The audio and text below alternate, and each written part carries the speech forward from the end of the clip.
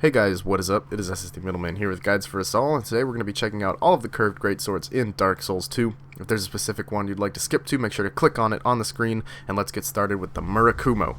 You can get this bad boy from Weaponsmith Ornifex for 5,800 souls. You can buy more than one, so I decided to power stance them, because why not, right? Anyways, this is a recurring weapon in From Software's games. They actually had an early game named Murakumo, and it was in Dark Souls, wielded by Shiva of the East. Now, this weapon is pretty much your standard curved greatsword. It's not the best one. In fact, in my opinion, it's the worst one, but it's pretty easy to get. You just, free Weaponsmith Ornifex and then buy it from her. But at plus 10, you're going to be doing 380 base damage with an E scaling in strength and an A scaling in dexterity. You're going to see a trend with these weapons since they are greatswords. Huge damage, but a bit of a slower swing pattern.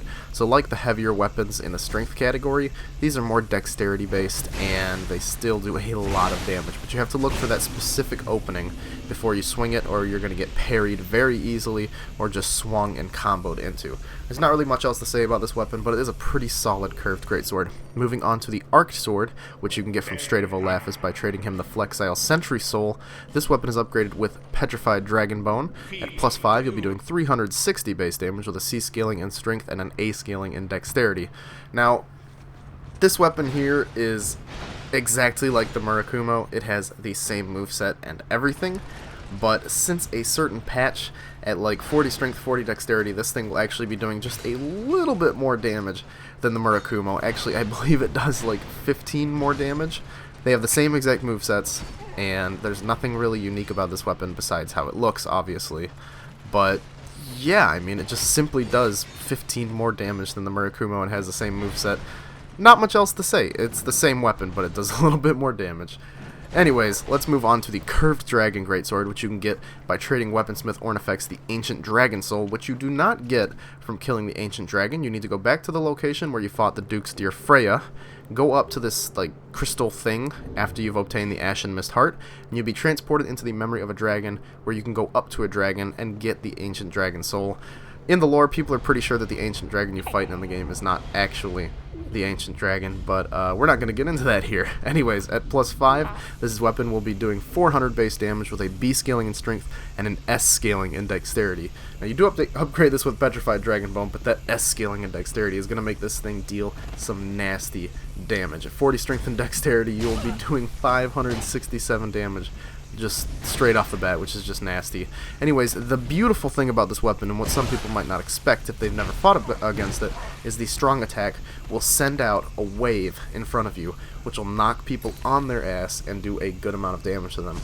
This is awesome in PvP because if you're having an enemy rolling away from you, running away from you while you're swinging this, since it is a curved greatsword, it has that slow, super powerful swing. People will be trying to roll away all the time, and you can nail them with that special attack and knock them on the ground. It is so satisfying when you hit them with that attack. I can't even describe it. If you do power stance it, it does not double up the range attack. It's just a normal greatsword dual wield attack. Unfortunately, it'd be pretty interesting to smash 2 of these on the ground and shoot out 2 waves of it, but unfortunately, FromSoft does not want us doing that. And also, there is a little bit of a glitch where the attack can travel through the walls sometimes and just go straight through them and hit enemies anyways, because who needs walls? Anyways, let's move on to the last but not least, the Curved Nil Greatsword, which you can get in the DLC Crown of the Ivory King. Go to the 3rd bonfire and then progress through the area until you come across 3 giants that are surrounding a chest, or golems, sorry, not giants. And kill them all, open the chest, and you will get the Curved Nil Greatsword. Now, do note that if you have not killed Ava, then the ice will not be melted on the Lamb Lois, and you will not be able to get to this chest. Now, you upgrade this bad boy with Twinkling Titanite. Plus 5, you'll be doing 290 base damage with an S scaling in strength and a B scaling in dexterity. A little out of place for the Curved Greatsword since this is a strength-based scaling weapon, but the B scaling in dexterity makes dexterity just as important. Now, this weapon, just got a normal Curved Greatsword moveset, except when it is two-handed, then it has a completely different moveset as compared to the other Curved Greatswords, which is interesting, but not the most unique thing about this weapon. It also has the two-handed parry of the Greatswords replaced with a slower version of the running attack. It has a unique strong attack when you power stance this with another Curved Greatsword, Ultra Greatsword, or Greatsword. But the most unique thing about this weapon, probably my favorite thing about it because it's just so ridiculous, it gets a damage bonus depending on your New Game Plus cycle. Yeah, the higher in New Game Plus, it'll have a glowing red aura, and it gets bigger and bigger depending on where you are. Now the maximum bonus will be at New Game Plus 10, or I'm sorry, New Game Plus 9. It'll get no damage bonus if you haven't gone to another New Game Plus, but at New Game Plus 9, it'll be getting the most amount of damage, which is just really cool. I don't think there's any other weapon in the game like this that scales depending on your New Game Plus, but to me, this is just the most incredible thing ever. Here on the wiki it says that at New Game Plus 9, with strength and dexterity at 99, the attack rating is 290 plus 370. Oh my, that is 660 base damage with the weapon without any outside influence like, like the Ring of Blades or anything. You could do a lot of damage, but of course, at that high of a New Game Plus cycle, you're going to be fighting some other people that are quite powerful, and the enemies will have an abysmal amount of health. Well, not abysmal, I'm sorry, an unholy amount of health.